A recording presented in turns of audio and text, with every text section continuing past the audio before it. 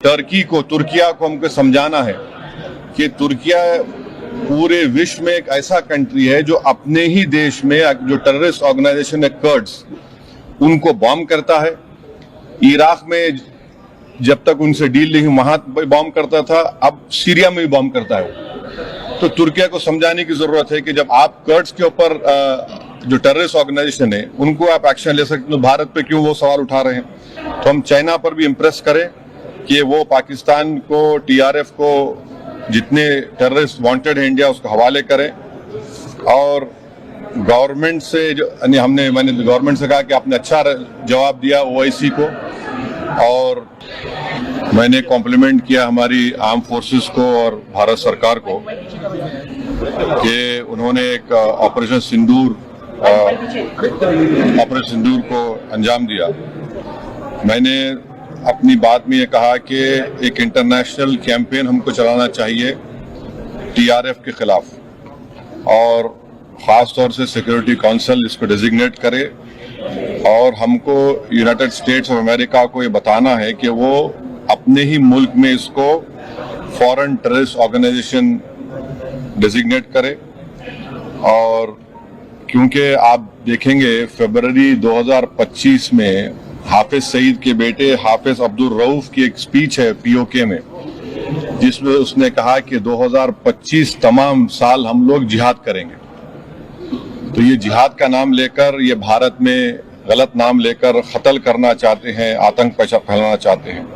तो यूएस को हम रिक्वेस्ट करें, उनको लॉबी करें कि ये टीआरएफ को एक फॉरेन टेररिस्ट ऑर्गेनाइजेशन बनाए, पाकिस्तान को एफएटीएफ के ग्रे लिस्ट में डाला जाए। यूनाइटेड किंगडम से हमने ट्रेड डील किया है, अब क्या क्या बहुत सी चीजें कम हो जाएंगी, टैरिफ कम होगा। तो हम यूके गवर्नमेंट से कहें कि वो भी टीआरएफ को बैन करें, और यूके ट्रेजरी पाकिस्तान को सैंक्शन करे। यूनाइटेड स्टेट्स से हम ट्रेड डील करने जा रहे हैं, और यूएस प्रेसिडेंट ने कहा कि 0 टैरिफ होगा एग्रीकल्चर पर।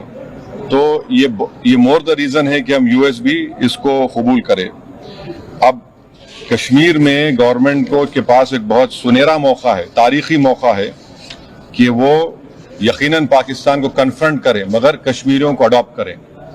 आप कश्मीरियों को खरीब करें, और ख़ास तौर से मैंने कहा कि जो पूंछ में जो लोगों की मौत हुई, सिविलियन लोगों की, और उरी में जो लोग जख्मी हुए, जिनके घर को नुकसान पहुंचा, गवर्नमेंट उनको टेररिस्ट विक्टिम का ऐलान करे, क्योंकि पाकिस्तान शेलिंग में उनकी मौत हुई है, और सिक्योरिटी रिलेटेड एक्सपेंडिचर के तहत मरने वालों को एक्सग्रेशिया दे और सरकार उनका घर बना के दे। और मैंने कहा कि साउथ कश्मीर में गवर्नमेंट को बहुत एहतियात से काम करने की जरूरत है, वहां के यूथ को हमको करीब करना है। और जो ऑपरेशन सिंदूर हुआ उसका मेरी नजर में सबसे बड़ा इंपॉर्टेंस ये है कि मुरीद के और भावलपुर पर अटैक होना, ये नॉन टेररिस्ट ऑर्गेनाइजेशन हेडक्वार्टर्स है, ये बहुत अहम बात है जिसको हमको समझने की जरूरत है। मिलिट्री स्ट्रेटेजी वाइज आप देखेंगे अब हमारे देश के लिए 2 फ्रंट पे हॉस्टिलिटी होगी, एलएसी और एलओसी पर। इसलिए कि जब 16 में उरी हुआ, 2019 में हम बालाकोट किए, आज हमारी 50,000 फौज गलवान और पे बैठी हुई है। तो ये 2 फ्रंट हॉस्टिलिटी को हमको देखने की जरूरत है।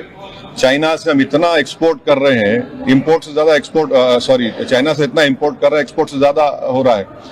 और हमने कहा कि ये आज पाकिस्तान इसको और एस्केलेट ना करे। इस सिलसिले में आज ईरानियन फॉरेन मिनिस्टर दिल्ली में है, सऊदी फॉरेन मिनिस्टर भी दिल्ली में है।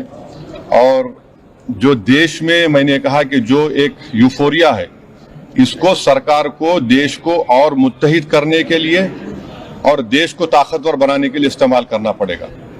और जो लोग मैंने जिक्र किया, हिमांशी उस बच्ची का जिसने अपने पति को खोया 6 दिन की शादी के बाद, कि किस तरह सोशल मीडिया पर उसके ऊपर रिकेक हमले किए गए। और आखिर मैंने कहा कि न्यूयॉर्क टाइम्स, रॉयटर्स और सीएनएन ने एक कहा कि बठिंडा में एक रफाल गिरा है, वो सही है गलत है हम नहीं जानते, मगर हमने गवर्नमेंट से कहा कम से कम इंडियन एयरफोर्स को आप कहिए कि उसको डिनाई करे, ताकि हमारे आर्म फोर्सेस का मोराल और उनके रेपुटेशन में कोई कमी ना आए। Thank you.